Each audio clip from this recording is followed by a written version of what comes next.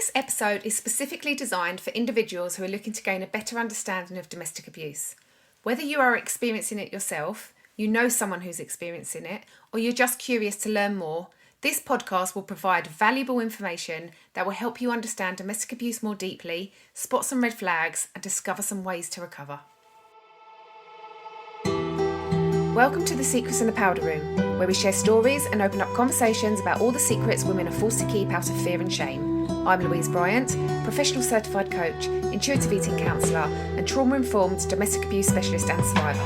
I'm here to support you on your healing journey and help you feel like you're not alone. This is not to be a replacement of your own professional, medical, or legal advice. This podcast contains adult language and content. Listener discretion is advised. Today we're going to be talking about domestic abuse in the UK. Domestic abuse refers to any incident or pattern of incidents of controlling, coercive, threatening behaviour, violence or abuse between those aged 16 and over who are or have been intimate partners or family members regardless of gender or sexuality. Abuse can include, but is not limited to, physical, psychological, sexual, financial and emotional abuse. It can happen in any type of relationship and it affects millions of people over the UK every year. To help us understand what domestic abuse looks like in the UK, I'll be sharing a breakdown of my own research and training combined. It's not extensive, but a quick and useful place to start to explain where domestic abuse comes from and what are the red flags and what it looks like for some people and what help and support that there is out there for dealing with domestic abuse. So domestic abuse, as I said, can happen to anyone regardless of race, gender, social or economical status. The more people know about the different forms of domestic abuse, the more they can recognise it when it's happening and help those that are experiencing it. Domestic abuse is a serious worldwide issue and it's never easy to endure or to overcome. Survivors often feel trapped and powerless, fearing their safety and that of their loved ones. Nevertheless, it's important to know that you're not alone and help is available. We should not be using the term domestic violence anymore because not all domestic abuse is violent and it could be confusing for some people to recognise that what is happening to them or a loved one is abuse if there's no physical violence involved. So domestic abuse can take different forms, including physical abuse, which is like any kind of physical harm affecting a person, inflicted on a person, such as hitting, slapping, kicking, or even pushing. This is the most recognisable form of abuse. There's verbal abuse. Verbal abuse is any speech that causes emotional harm to a person. This includes yelling, screaming, threatening or cursing. Sexual abuse. So this involves coercing or forcing a partner into sexual acts. A victim may feel they don't have a choice and they can't say no. Financial abuse. This is a type of abuse that a partner limits their partner's access to money. It can involve controlling the victim's access to their bank's accounts, limiting their ability to work, or preventing them from paying any kind of bills. They might not let them have their own money or accounts. Emotional abuse. So this involves a partner using verbal language to cause emotional pain or damage to their partner. And this can include name calling, constant criticisms, manipulation and gaslighting. So that's like coercive controlling behaviour and gaslighting and emotional abuse. It all kind of come under that umbrella. You also have digital and online abuse and revenge porn, which is revealing sexually explicit images or videos of a person posted on the internet, typically by a former sexual partner without the consent of the person, in order to cause them distress, embarrassment and humiliation. So-called honour-based violence is a collection of practices used predominantly to control the behaviour of women and girls within families or other social groups in order to protect supposed cultures and religious beliefs, values and social norms in the name of honour. There's also forced marriages and female genital mutilation, FGM. So it's important to recognise that domestic abuse is not a one-off incident. It happens over an extended period of time and can get worse over time.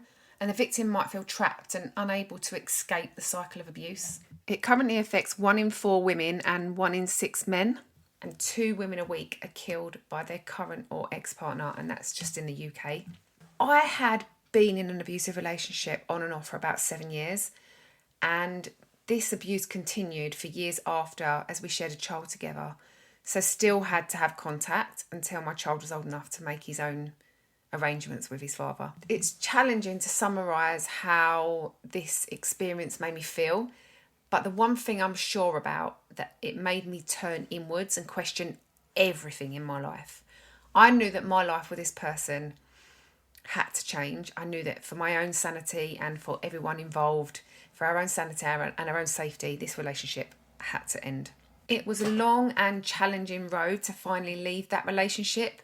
The way he would play the nice guy to win me back, just to start the abuse cycle again and again, over and over. And it's not just about physically leaving the abusive partner, but it's also about leaving the feelings, thoughts and assumptions that come with being in a relationship, especially if you have children together or a big commitment like a mortgage or, a dog or a business together that you thought was permanent.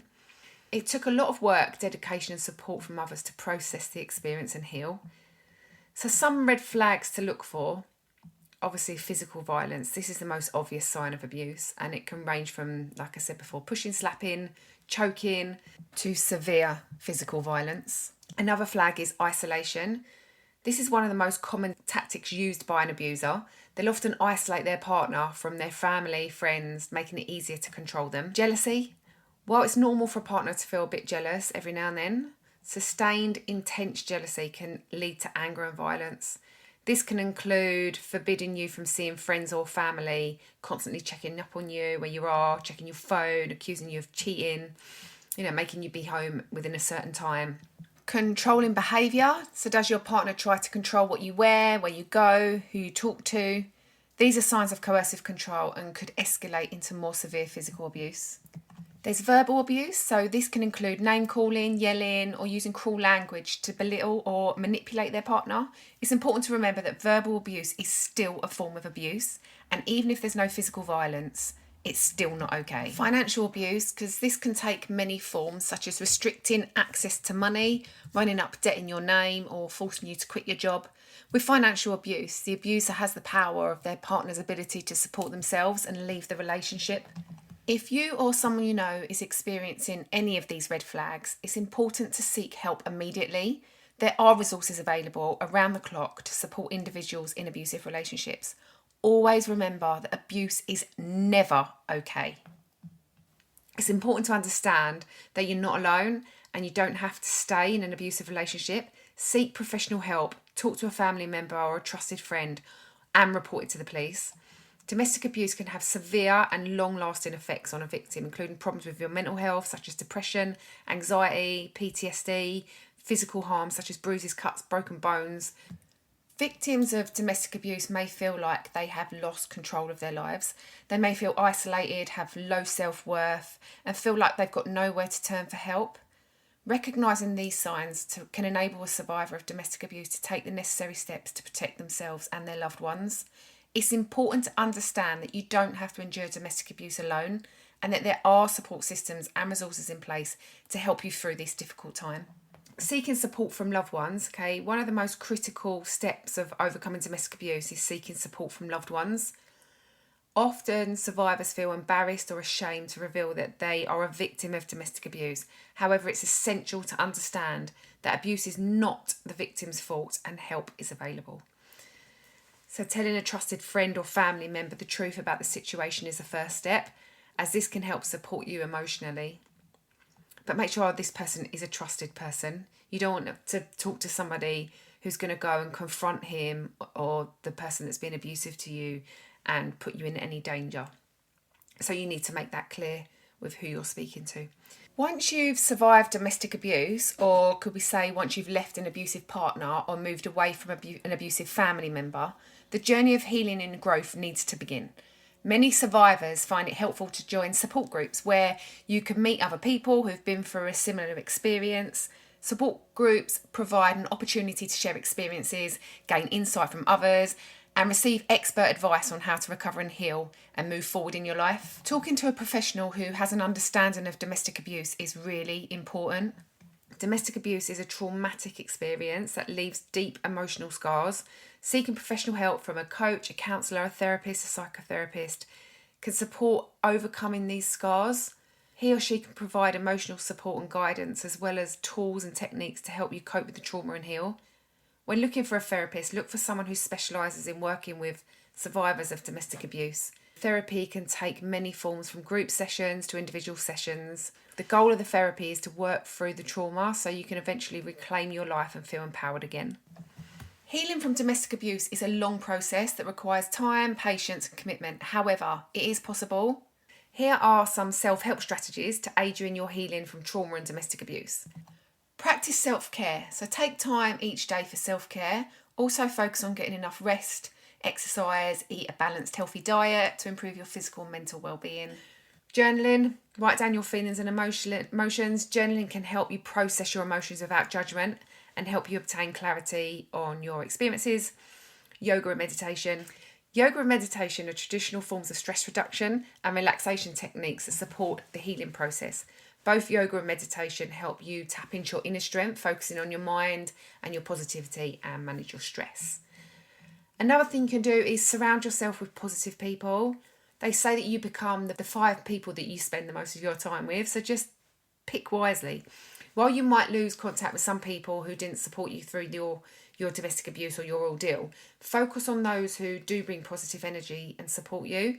Surrounding yourself with positive people who love you and care for you can make a massive difference in your healing and recovery process. And take baby steps. Taking baby steps towards progress can make all the difference. It's important not to put too much pressure on yourself and your healing timeline. Set yourself SMART goals, making sure that they're obtainable so you don't put too much pressure on yourself, but it's good to have something to work towards. And this can help you establish control over your life, boost your self-esteem and make you feel more confident. Like I said, be realistic about what you're creating. This can make you feel proud of your progress, no matter how small it may seem.